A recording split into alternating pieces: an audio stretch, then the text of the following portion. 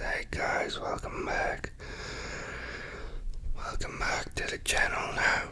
Tonight, as you may have been able to tell by the title, I'm gonna do some reading for you until you fall asleep. So, I think this is not a boring topic. It's actually quite interesting, to me of course, maybe to you as well. I'm gonna be reading a little bit of mythology from this book called, well, you can see, Mythology. Very creative title. Just kidding. It's by Edith Hamilton.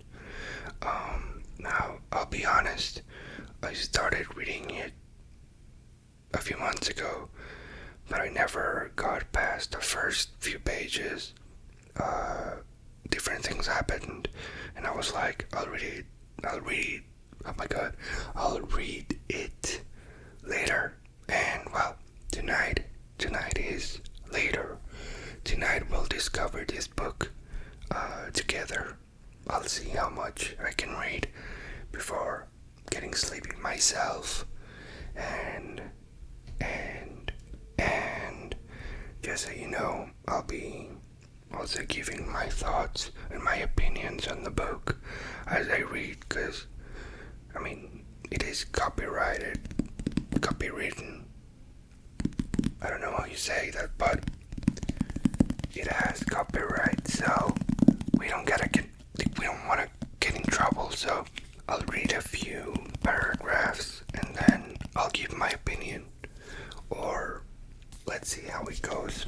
Okay, so get comfortable, get relaxed, get comfy. It's the same thing. And I'll start with chapter 1. It's called The Gods. The Gods. So, let's see. Strange clouded fragments of an ancient glory, late lingerers of the company divine, they breathe of that far world wherefrom they come, lost halls of heaven and Olympian air. Good, that's the first quote in the book. Now, it says, the Greeks did not believe that the gods created the universe. It was the other way about. The universe created the gods. Interesting, I did not know that. Before there were gods, heaven and earth had been formed. They were the first parents. The Titans were their children, and the gods their grandchildren. Because I think it's interesting, at least as far as I know, with the most, I don't know, I shouldn't say majority, but all the religions, and I guess you can call them mythologies. Now that I know, it's always the gods that created everything. You know, because in this case, then the universe really did come from nothing, I guess. Again, I know that Greek mythology isn't exactly like a precise science, right? They don't have a Bible or something that you can tell, oh, this is the overall belief. It's more like a collection of different stories and stuff that people put together and were like, this is the story. And then something else, another book, another manuscript, something came out or was discovered, and they were like, oh, well, that doesn't fit what we already know, but okay, let's try to modify and see where it fits together. So I know some things might not like connect or make much sense from what I've read anyway, but let's move on. It says the Titans and the 12 great Olympians. Cool, let's move on. The Titans, often called elder gods, if you like Lovecraft, you have an idea of elder gods that is way different than this, I think. Or Skyrim, or a lot of fiction, to be fair. Okay, the Titans were the untold ages supreme in the universe. They were of enormous size and incredible strength. There were many of them, but only a few appear in the stories of mythology. Well, the most important was Cronus, in Latin, Saturn. Oh yeah, so Greek mythology and Roman mythology is the same thing, right? As far as I know, but different names. They call them in relation to the sun, to the stars and the planets. Yeah, like Jupiter was Zeus, Mars is Aries. In this case, Cronus it is Saturn. Isn't Saturn? Anyway, that doesn't matter. That's a whole another thing for another day. So, the most important was Cronus. In Latin, Saturn. He ruled over the other Titans until his son Zeus dethroned him and seized power for himself. Children, am I right? The Romans said that when Jupiter, their name for Zeus, see, I was right, ascended the throne, Saturn fled to Italy and brought in the Golden Age, a time of perfect peace and happiness which lasted as long as he reigned. Of course, the Romans will think this, right? Oh, by the way, have you ever visited Rome? It's quite nice. A lot of history there. I wanted it to look a little more, I don't know, medieval. Does that make sense? Like, it looked way too modern. Even though, obviously, the touristic attractions and whatnot, there's a McDonald's next to each one. It's a bit concerning. Anyway, not the topic. The other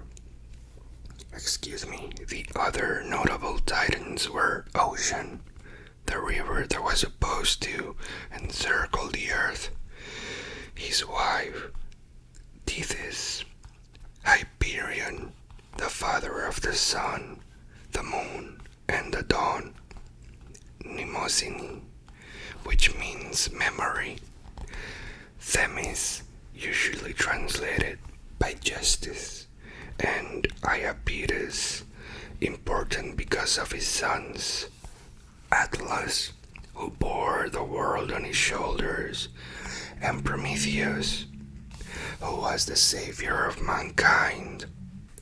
Prometheus is a great movie as well. I know it has nothing to do with Greek mythology. Well, sort of. I mean, in a way, but not really. It's a cool movie. I liked it. It could have been way better if they stuck with the director's original vision. You know, with the whole Jesus thing. If you don't know, it's fine. I'm sorry, I keep messing around. Anyway, Prometheus was the savior of mankind. These alone, among the other gods, were not banished with the coming of Zeus, but they took a lower place. Okay, so what are they telling us? What they're telling us is that Titans were put under the gods after Zeus took power from Cronus. That's what I understood anyway. That 12 great Olympians were supreme among the gods who succeeded to the Titans. They were called the Olympians because Olympus was their home. Duh. It's like the Odyssey and Odysseus. Why is it called an Odyssey? Because Odysseus did. I like the Greeks, but the names, bro. Anyway, what Olympus was, however, is not easy to say. There is no doubt that at first it was held to be a mountaintop and generally identified with Greece's highest mountain, Mount, Mount Olympus in Thessaly, in the northeast of Greece.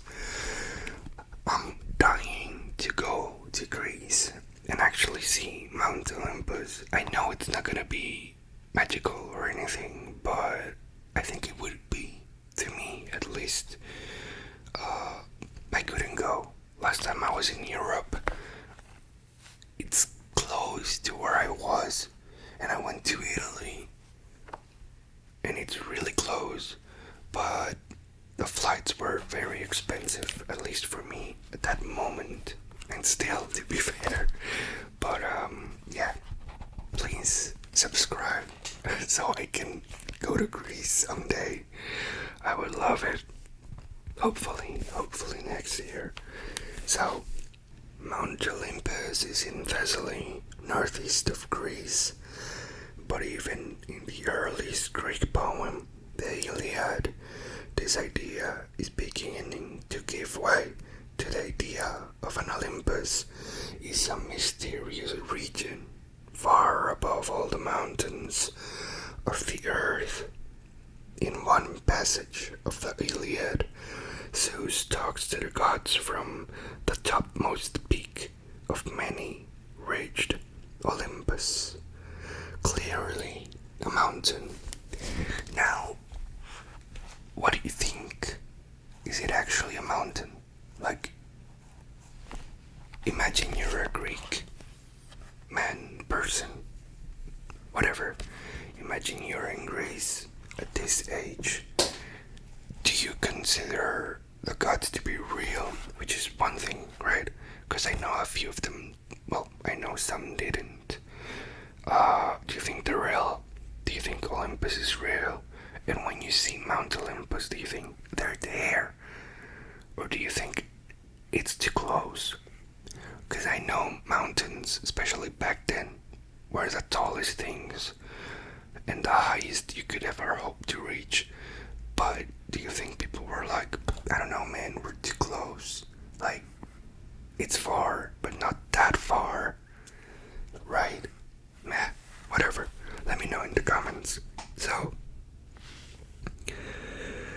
okay, clearly a mountain, but only a little further on. He says that if he willed, he could hang earth and sea from a pinnacle of Olympus, clearly no longer a mountain. There we go.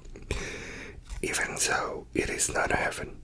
Homer makes Poseidon say that he rules the sea, Hades the dead, Zeus the heavens, but Olympus is common to all three. Interesting. So, interesting. So, it is obvious that Olympus is not on Mount Olympus. But if it's so obvious, then why is it thought to be there? Whatever. Wherever it was, the entrance to it was a great gate of clouds kept by the seasons. Within were the gods' dwellings, where they lived and slept and feasted on ambrosia and nectar and listened to Apollo's lyre. Okay, now we reached the point where, I don't know, is it just me that it bothers, but the fact that the gods were sleeping and eating and drinking and stuff, like, I understand that maybe in that mythology, in those times, you needed to have the gods be extremely human, but in that case, are they really that godly? Because it's, I don't know, the gods in Greek mythology behave like children at times, right? Or like really horrible people. They make so many mistakes that their godliness is sometimes, I don't know, affected by it, in my eyes at least. Like if the gods get angry or emotional or they have desires and they can do evil and good and everything. It's like, well, they're just humans with a bunch of power, which I guess is what people wanted back then, to maybe imagine that anyone could be a god, maybe. I don't know. It's one of those things. Obviously, it's part of, well, the whole mythology, but I don't know. I wish I don't know, they were less human, maybe. But that's what makes them interesting. That's what makes the stories work. Like Narcissus or everything, the situation wouldn't happen if the gods weren't human-like. Anyway, what do I know? Nothing. So, it was an abode of perfect blessedness. It doesn't sound like it though. No wind, Homer says, ever shakes the untroubled peace of Olympus. No rain ever falls there, or snow, but the cloudless firmament stretches around it on all sides, and the white glory of sunshine is diffused upon its walls. Sounds like a magnificent place, but yeah, I have no other comments. So, good. Let's structure the 12 Olympians made up a divine family. Interesting, okay, so number one, and this is how it's written in the book. Can you see me right? Okay, number one, Zeus, Jupiter, same name. He's the chief. His two brothers next, Poseidon, who's the same as Neptune, and Hades, who's also called Pluto, which, yes, it's no longer a planet, it's a planetoid. I think that's the name. Then is Hestia, or Vesta, who's their sister. Then Hera, or Juno, Zeus's wife, and Ares, or Mars, their son. And then Zeus's children, Athena, also Minerva, Apollo, that's the only name, Aphrodite, Venus, Hermes is Mercury, and Artemis is Diana, and Hera's son, Hephaestus, in Latin Vulcan, not the Star Trek Vulcan. Although I wonder if that's what their name may come from. Sometimes Hephaestus is said to be the son of Zeus too. I actually relate to Hephaestus because he's like the outcast of the gods. I think maybe well, when we get to Hephaestus, I'm sorry, the name is a little tough to say, Hephaestus. When we get to his chapter, I'll tell you why. Let me know if you want to. There's a very nice illustration here. I guess you can see it's Zeus with his lightning bolt looking over, I'm guessing, Olympus. I haven't read the footnote. Yep, Zeus presides over his Olympus. Cool, very nice artwork. I hope no one demonetizes this.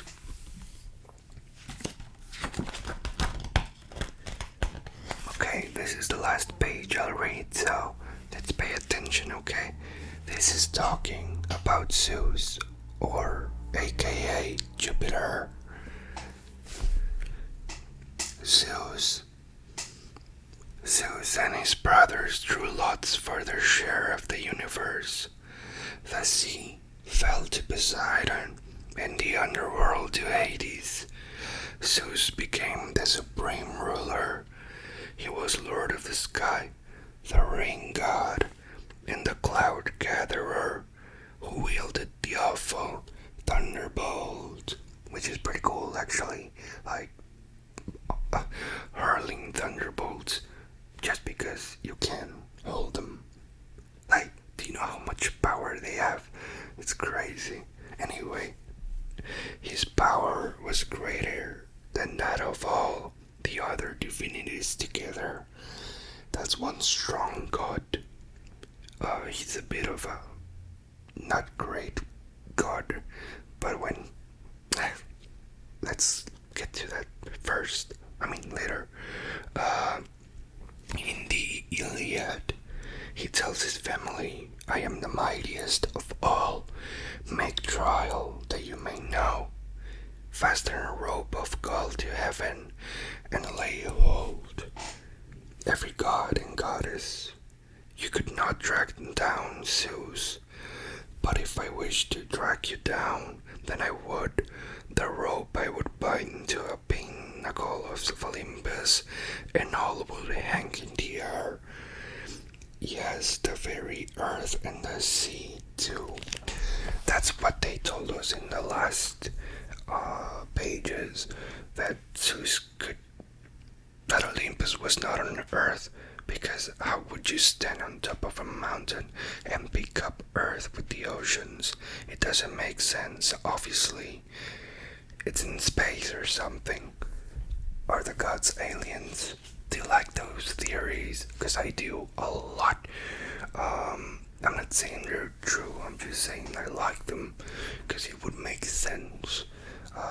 If we ever read the Bible, hold on to your pants because I have some very controversial theories. But I think we might do that. At least not now. Oh. So, anyway. Nevertheless, he was not an omnipotent or omniscient either. Omniscient either. He could be opposed and deceived. Poseidon dupes him in the Iliad, and so does Hera, his wife. Sometimes too, the mysterious power, fate, is spoken of as stronger than he. Homer makes Hera ask him scornfully if he proposes to deliver from death a man fate has doomed. I don't remember which story that is, but I'll look it up. He is representing as falling in love with one woman after another, and descending to all manner of tricks to hide his infidelity from his wife. Can you tell men wrote ancient mythology? Isn't that crazy? Like, thousands of years later, we're having the same arguments. The explanation why such actions were ascribed to the most majestic of the gods is, the scholars say, that the Zeus of song and story has been made by combining many gods. See, they take stuff from everywhere and they're like, it sounds like something Zeus would do. Let's just put it there. That's what I mean. Like, it's not a perfect, representation or an accurate representation of what the actual real mythology was. At least that's what I understand. When his worship spread to a town where there was already a divine ruler, the two were slowly fused into one. That makes sense. You conquer a place, they have a god. They will not renounce that god, so you say, well, you know what, it's the same person or deity. And you mix both, and now you have a remix of what Zeus actually was. The wife of the early god was then transferred to Zeus. The result, however, was unfortunate, and the later Greeks did not like these endless love affairs. That's interesting to know. That, imagine if, obviously the Christian God, Catholic God, is the most, shall we say, famous, or the most worshipped one in the planet right now. If you had to adapt him to every single culture, which it sort of is, right? At least with Mexican culture, with the indigenous people, they have the Virgin Mary and a whole bunch of different versions of her, Virgin of Guadalupe and other stuff, other places, right? So it is a bit of that, but I feel like the whole thing makes sense. Like, it doesn't matter if you're a Catholic here or in Italy or in the US or in Germany. If you visit churches, you'll understand the lore, right? And the history and the rituals. But with this, it's something completely different. Anyway, I just think it's quite interesting. Okay, so still, even in the earliest records, Zeus had grandeur. In the Iliad, Agamemnon praised Zeus, most glorious, most great, God of the storm cloud. Thou that dwellest in the heavens, he demanded too, not only sacrifices from men, but right action. The Greek army at Troy is told, Father Zeus never helps liars or those who break their oaths. Have you seen the Odyssey, the Christopher Nolan movie? It sort of matches with what is said here. I know it's not an accurate representation of the actual Odyssey. I know. Breathe, it's okay. I'm just saying, because I think most of you have watched the movie and not read the book. Not that there's anything wrong with that, to be fair. Maybe you wanted to read the book after watching the movie, as I know a lot of people did. But I think that specific piece of Zeus mythology fits with the movie very well. The two ideas of him persisted side by side for a long time. Interesting, because how long has it been? I actually have no idea. When was the Iliad? No, it's like over 2,000 years, right? It has to be way more than 2,000 years. It's BC. I wish I was better with numbers so I could tell you when, but I don't think it matters, right? So last little piece of info. His breastplate was the aegis, awful to behold. His bird was the eagle, his tree the oak, his oracle was the Donna, in the land of oak trees. The god's will was revealed by the rustling of the oak leaves, which the priests interpreted. And that is the very end of this chapter on Zeus and a little intro that I read. So, what do you guys think? I hope at least one of you is fully sleeping right now. But if you aren't, let me know. Do you think it's interesting? Do you like this? I don't know, cultural type videos? Because I hadn't read this yet. So I think it's fun. You learn something. You might relax. I learned something. And it helps me actually read the book, right? And I guess discussing it with you is also nice.